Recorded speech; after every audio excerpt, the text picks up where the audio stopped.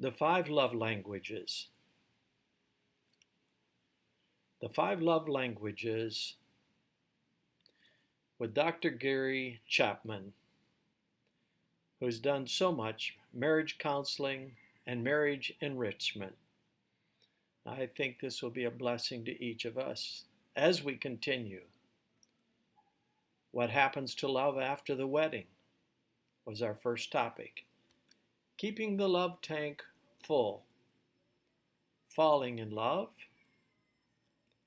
Love language number 1, words of affirmation. Love language number 2, quality time. Number 3, receiving gifts. Number 4, acts of service. Number 5, physical touch.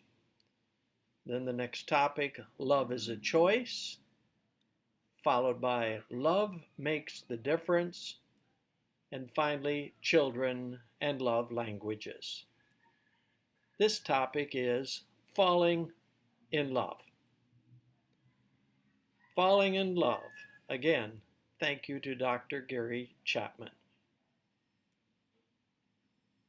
Our story begins. Dr. Chapman writes, "She showed up at my office without an appointment and asked to see me for 5 minutes. I had known Janice for 18 years. She was 36 and had never married. She had dated several men through the years, one for 6 years, another for 3 years, and several others for shorter periods of time. From time to time, she had made appointments with me to discuss a particular difficulty in one of her relationships. She was by nature a disciplined, conscientious, organized, thoughtful, and caring person. It was completely out of character for her to show up at my office unannounced. I thought there must be some terrible crisis for Janice to show up without an appointment. I told my secretary to show her in, and I fully expected to see her burst into tears and tell me some tragic story as soon as the door was closed. Instead, she virtually skipped into my office, beaming with excitement. 'How are you today, Janice?' I asked. 'Great,' she said. 'I've never been better in my life.' And then she added, 'I'm getting married.' 'You are?' I said, revealing my shock. 'To whom and when?' 'To David Gillespie,' she exclaimed, 'in September.' 'That's exciting. How long have you been dating?' 3 weeks. I know it's crazy, Dr. Chapman, after all the people I have dated and the number of times I came so close to getting married. I can't believe it myself, but I know David is the one for me. From the first date, we both knew it. Of course, we didn't talk about it on the first night, but 1 week later he asked me to marry him. I knew he was going to ask me, and I knew I was going to say yes. I've never felt this way before, Dr. Chapman. You know about the relationships I've had through the years and the struggles I have had. In every relationship, something was not right. I never felt peace about marrying any of them. But I know that David is the right one. By this time, Janice was rocking back and forth in her chair, giggling and saying, 'I know it's crazy, but I'm so happy. I've never been this happy in my life.' What has happened to Janice? What has happened to her? She has fallen in love. In her mind, David is the most wonderful man she has ever met. He is perfect in every way. He will make the ideal husband. And she thinks about him day and night. The facts that David has been married twice before, has 3 children, and has had 3 jobs in the past year are trivial to Janice. She's happy and is convinced that she is going to be happy forever with David. Why? Because she is in love. Most of us enter marriage by way of the in love experience. We meet someone whose physical characteristics and personality traits create enough electrical shock to trigger our love alert system. The bells go off, and we set in motion the process of getting to know the person. The first step may be sharing a hamburger or steak, or depending on our budget, but our real interest is not in the food. We are on a quest to discover love. Could this warm, tingling feeling I have inside be the real thing? Sometimes we lose the tingles on the first date. We find out she dips snuff, and the tingles run right out our toes. We want no hamburgers with her. Other times, however, the tingles are stronger after the hamburger than before. We arrange for a few more together experiences, and before long, the level of intensity has increased to the point where we find ourselves saying, I think I'm falling in love. Eventually, we're convinced that it is the real thing, and we tell the other person, hoping the feeling is reciprocal. If it isn't, things cool off a bit, or we redouble our efforts to impress and eventually win the love of our beloved. When it is reciprocal, when each loves the other, we start talking about marriage, because everyone agrees that being in love is the necessary foundation for a good marriage. At its peak, the in-love experience is euphoric. It's out of this world. We are emotionally obsessed with each other. We can't think about anything else. We go to sleep thinking of one another. When we rise, that person is the first thought on our minds. We long to be together. Spending time together is like playing in the anteroom of heaven. We're just entering into heaven. When we hold hands, it seems as if our blood flows together. We could kiss forever if we didn't have to go to school or work. May I pause here and suggest that that be reserved until marriage? Save the kissing. Embracing stimulates dreams of marriage and ecstasy. I would hold that off too, other than a short hug. The person who is in love has the illusion that his beloved is perfect. His mother can see flaws, but he can't. His mother says, "Darling, have you considered she has been under psychiatric care for 5 years?" But he replies, "Oh, mother, give me a break. She's been out for 3 months now." His friends also can see the flaws, but are not likely to tell him unless he asks. And chances are he won't, because in his mind, she is perfect, and what others think doesn't matter. Our dreams before marriage are of marital bliss. Everything will be perfect. We're going to make each other supremely happy. Other couples may argue and fight, but not us. We love each other. Of course, we are not totally naive. We know intellectually that we will eventually have differences, but we are certain that we will discuss those differences openly. One of us will always be willing to make concessions, and we will reach agreement. It's hard to believe anything else when you are in love. We've been led to believe that if we're really in love, it will last forever. We will always have the wonderful feelings that we have at this moment. Nothing, nothing could ever come between us. Nothing will ever overcome our love for each other. We are enamored and caught up in the beauty and charm of the other's personality. Our love is the most wonderful thing we have ever experienced. We observe that some married couples seem to have lost that feeling, but it will never happen to us. Maybe they did not have the real thing, we reason. Unfortunately, the eternality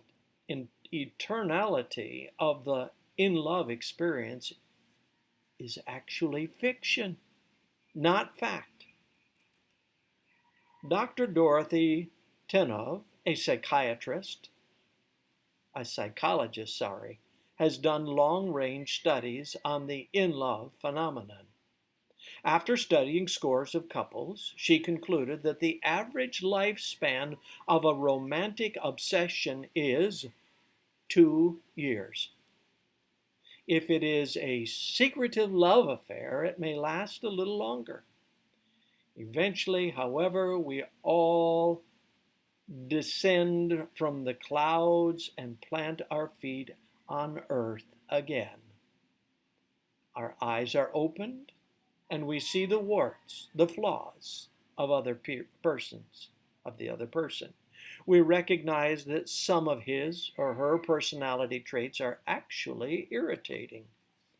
Her behavior patterns are annoying. He has the capacity for hurt and anger, perhaps even harsh words and critical judgment. Those little traits that we overlooked when we were in love now become huge mountains. We remember Mother's words and ask ourselves, how could I have been so foolish?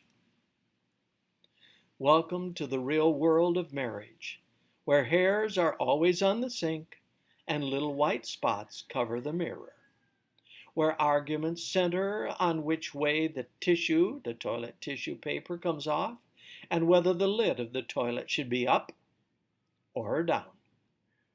It is a world where shoes do not walk to the closet and drawers do not close themselves, where coats do not like hangers and socks go away without leave during laundry. They just go missing. In this world, a look can hurt and a word can crush. Intimate lovers can become enemies, and marriage is a battlefield. What happened to the in-love experience? Alas, it was but an illusion by which we were tricked into signing our names on the dotted line, for better or for worse. No wonder so many have come to curse marriage and the partner whom they once loved. After all, if we were deceived, we have a right to be angry. Do we really have the real thing? Well, I think so. The problem was faulty information. The bad information was the idea that the in-love obsession would last forever. We should have known better. A casual observer should have taught us that if people remained obsessed, we would all be in serious trouble. The shock waves would rumble through business, industry, church, education, and the rest of society. Why? Because people who are in love lose interest in other pursuits. That's why we call it obsession.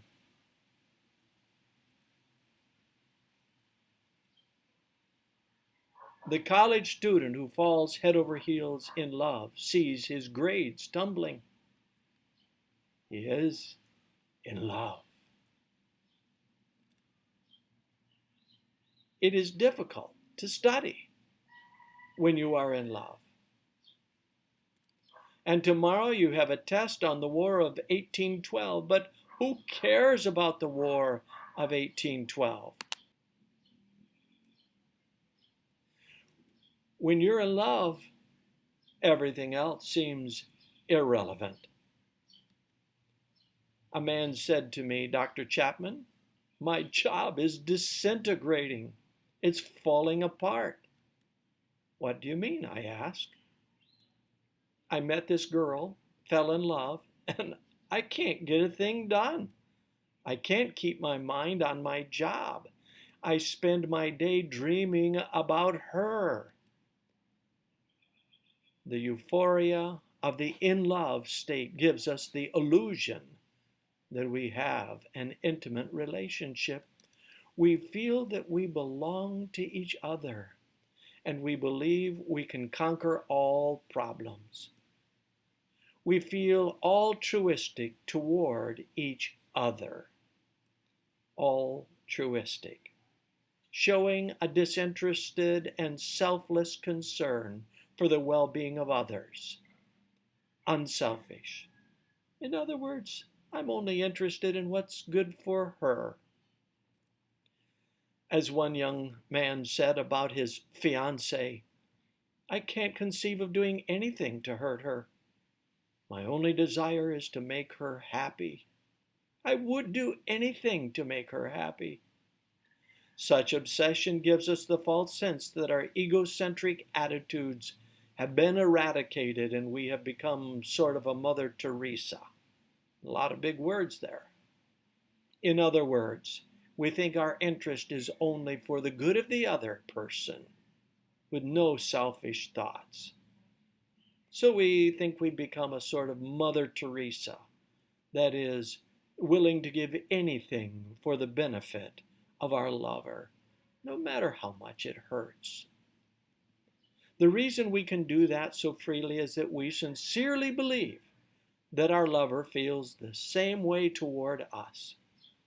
We believe that she is committed to meeting our needs and that he loves us as much as we love him and would never do anything to hurt us.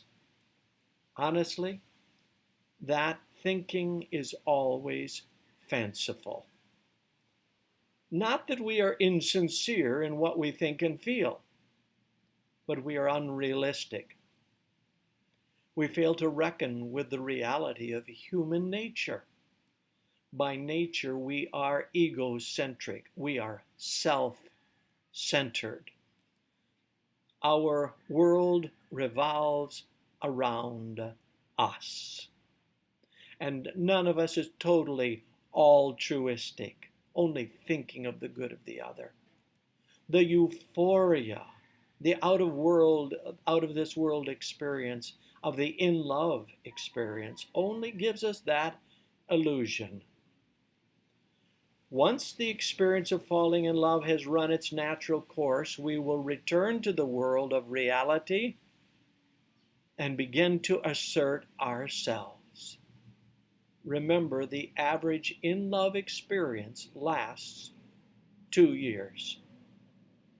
He will express his desires, but his desires will be different from hers.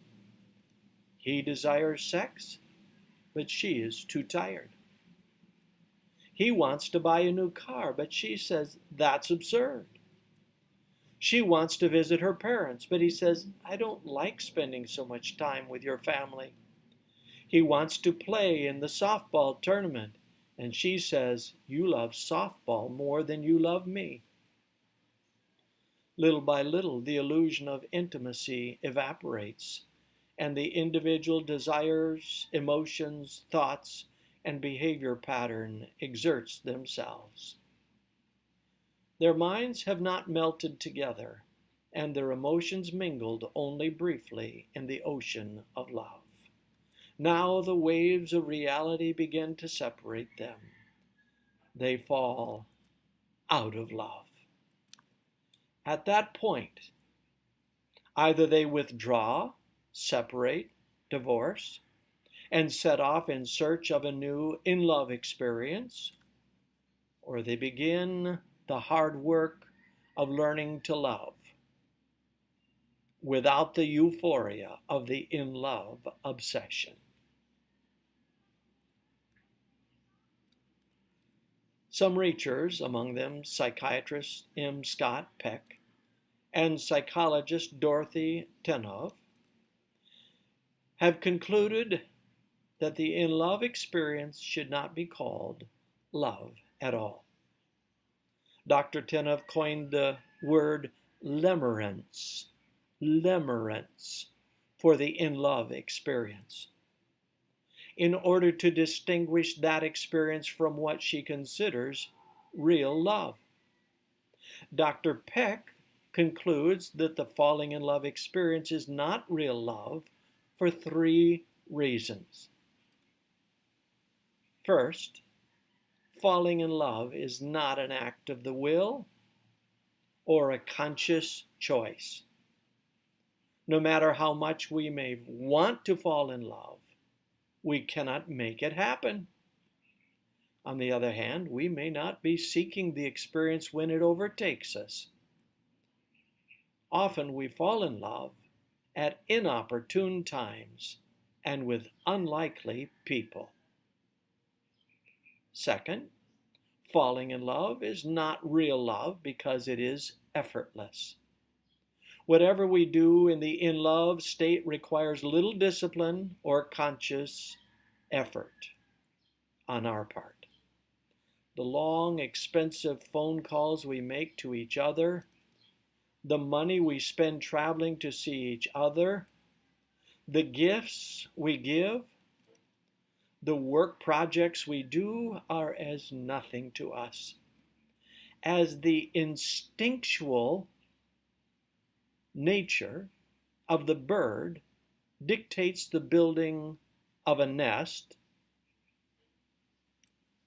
so the instinctual nature of the in-love experience pushes us to do outlandish and unnatural things for each other. The third one who is in love is not genuinely interested in fostering the personal growth of the other person. If we have any purpose in mind when we fall in love, it is to terminate our own loneliness and perhaps ensure this result through marriage. The in-love experience does not focus on our own growth or on the growth and development of the other person. Rather, it gives us the sense that we have arrived and that we do not need further growth. We are at the peak of life's happiness, and our only desire is to stay there. Certainly, our beloved does not need to grow because she is perfect. We simply hope she will remain perfect. If falling in love is not real love, then what is it? Dr. Peck concludes it is a genetically determined instinctual component of mating behavior. In other words, the temporary collapse of ego boundaries that constitutes falling in love is a stereotypic response of human beings to a configuration of internal sexual drives and external sexual stimuli, which serves to increase the probability of sexual pairing and bonding so as to enhance the survival of the species. In other words, it drives us to find a partner, to be with them, and to have children, so that the world can continue to be populated.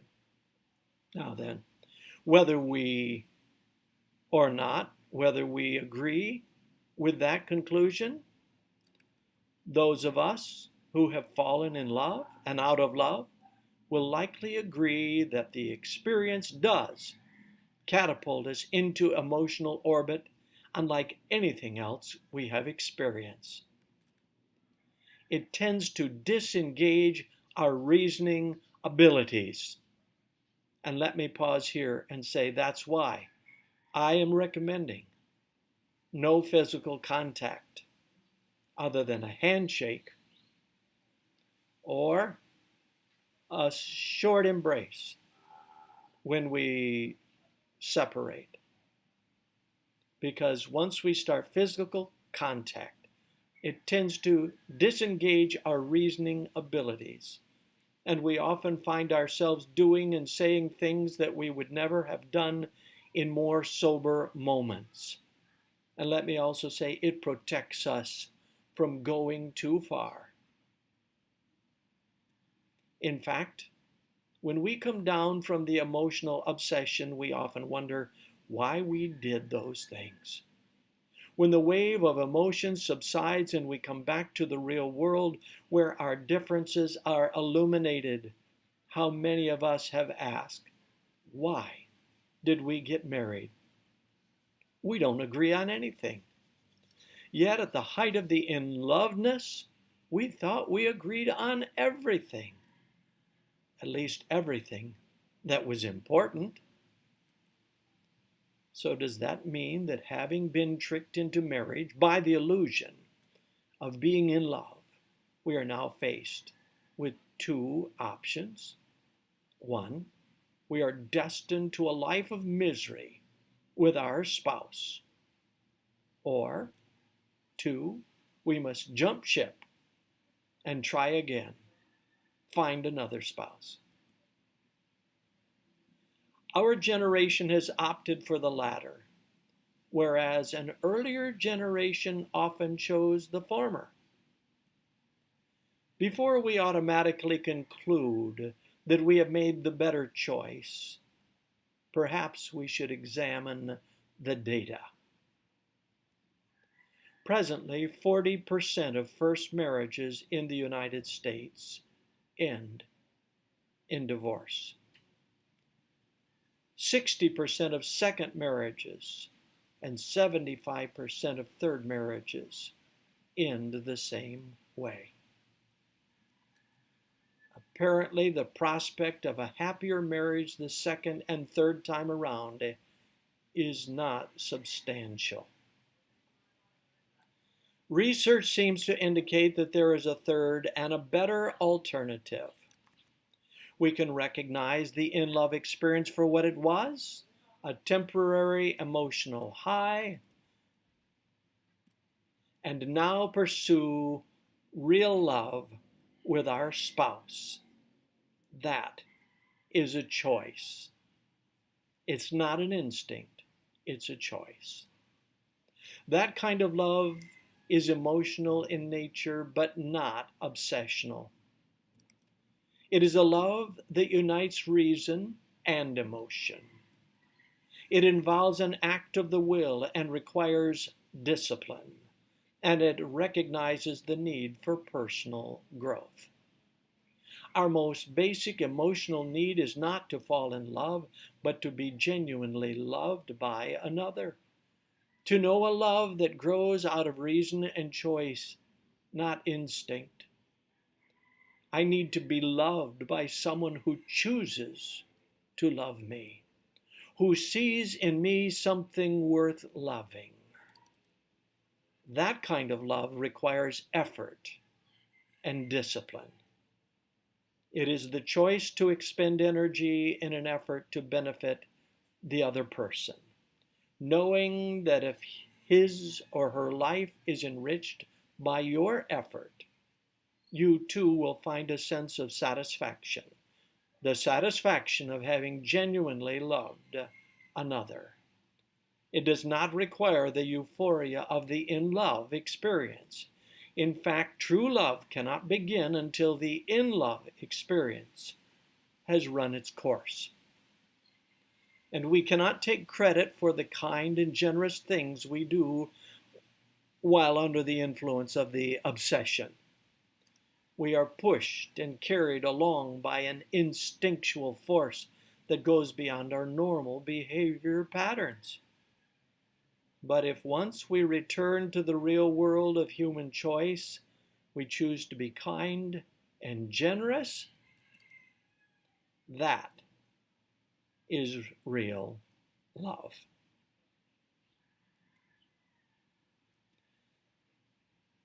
We must express that real love in the language, in his or her language, primary love language. We need to express our love in a way that can be heard and understood. We need to know and understand the 5 love languages. And that's what we are doing here together. We will begin to learn the 5 love languages with Dr. Gary Chapman from his book, The 5 Love Languages. Our next topic, love language number 1, words of affirmation.